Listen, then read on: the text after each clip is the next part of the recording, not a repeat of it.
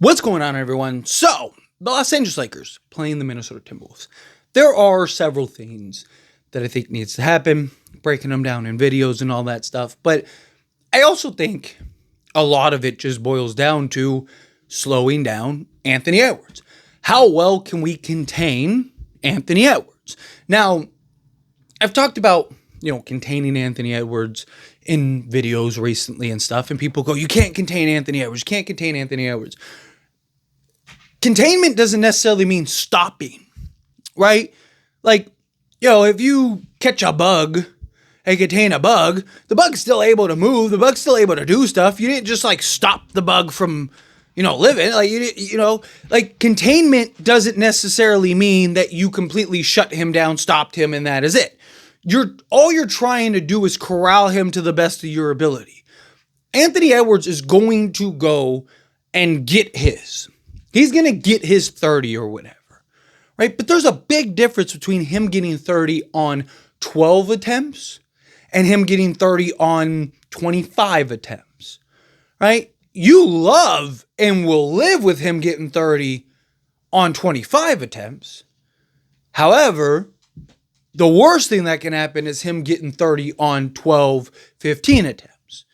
It's about slowing him down to the best of your abilities, right?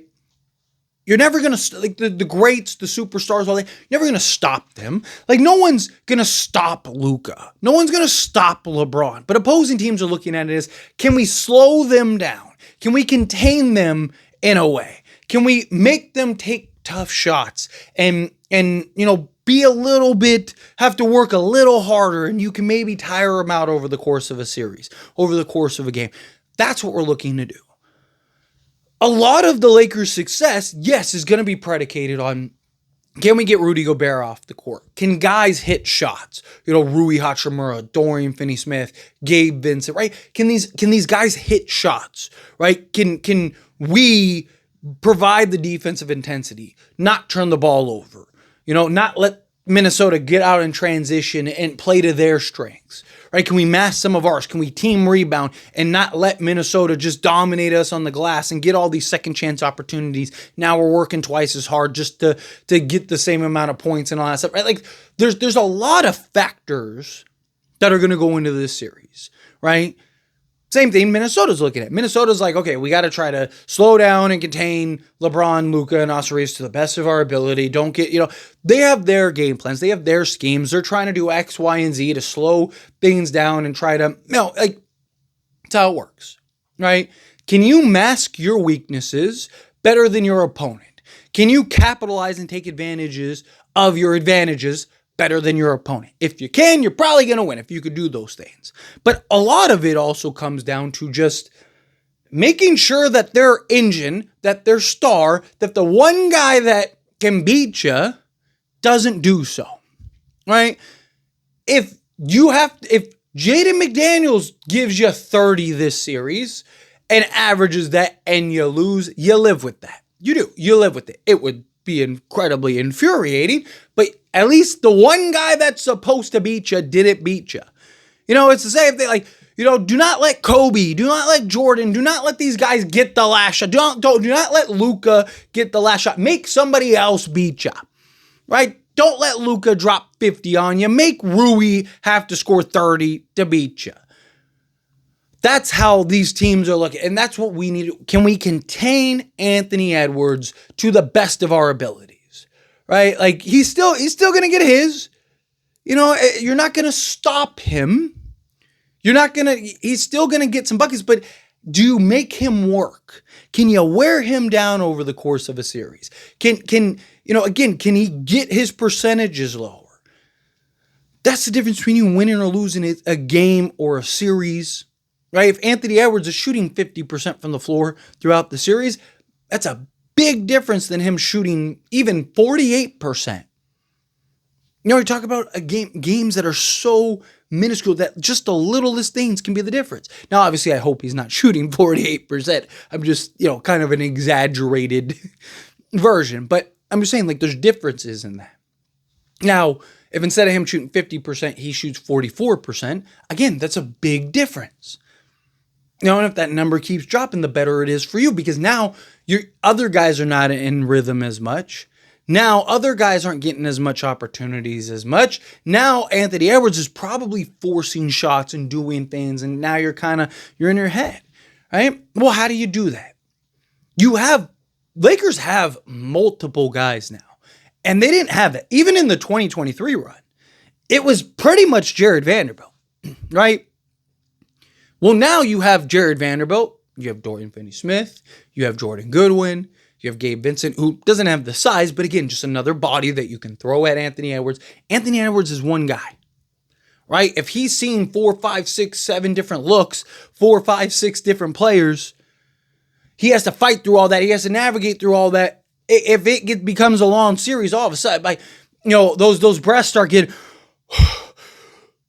right? Those breaths start getting a lot deeper, a lot bigger. Hands start going on the hips, man. You start seeing the hunch over, like hands on the knees a little more, right? All of a sudden, the demeanor changes, that swagger changes, everything changes. Right? Like, Lakers have multiple guys now that they can throw at people. Where before, even in that 2023 run, it was just Jared Vanderbilt.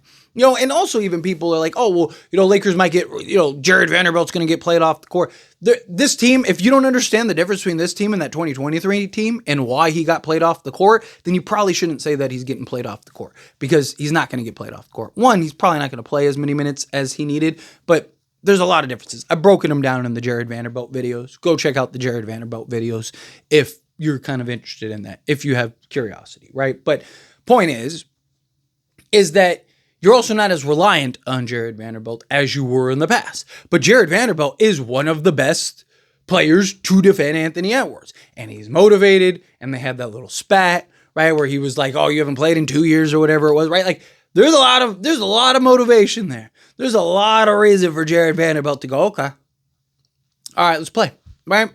And I love it. JJ Redick coming up with the game plans and the schemes and this team and this defense. We've seen this team be elite defensively. Now, I'm not expecting them to be the best defense in the postseason or anything like that, but can they be good? I mean, Anthony Edwards himself said that he hates playing the Lakers because they defend him better than anybody. And this is not just like a this year thing. This has been the last few years. Well, who's been on the team the last few years?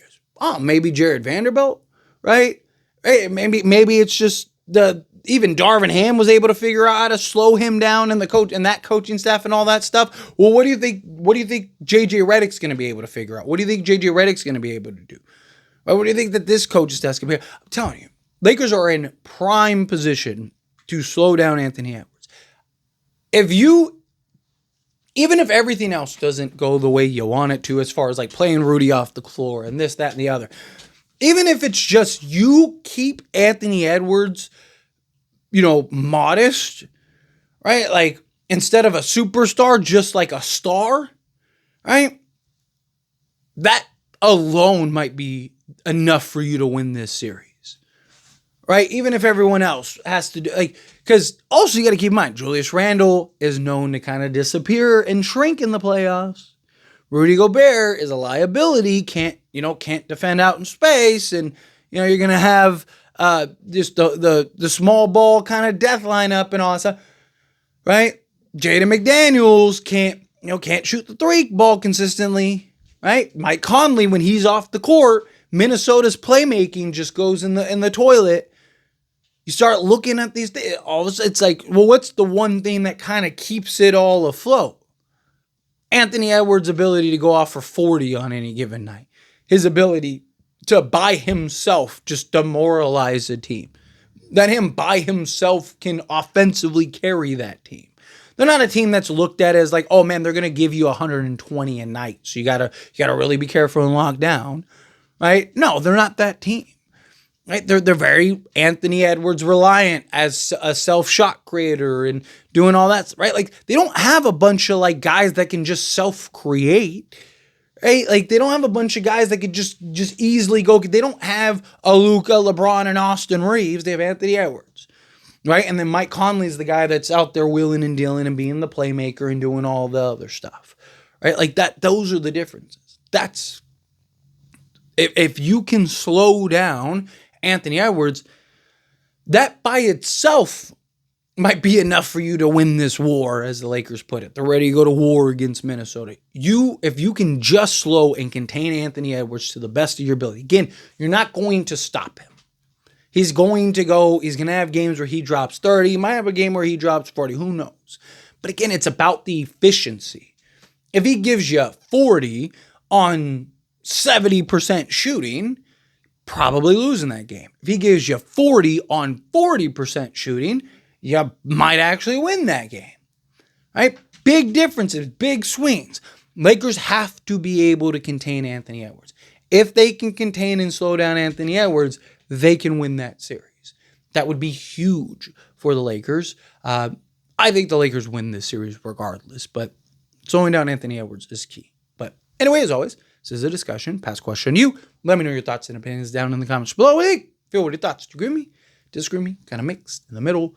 How do you feel? Love to hear it. Let me know down in the comments. That being said, if you haven't liked this video, hit that like button. Helps me a lot. So we enjoy these types of videos and I truly appreciate it. Not subscribe to the channel, hit that subscribe button. Turn on the bell notifications. Appreciate y'all. See you in the next one.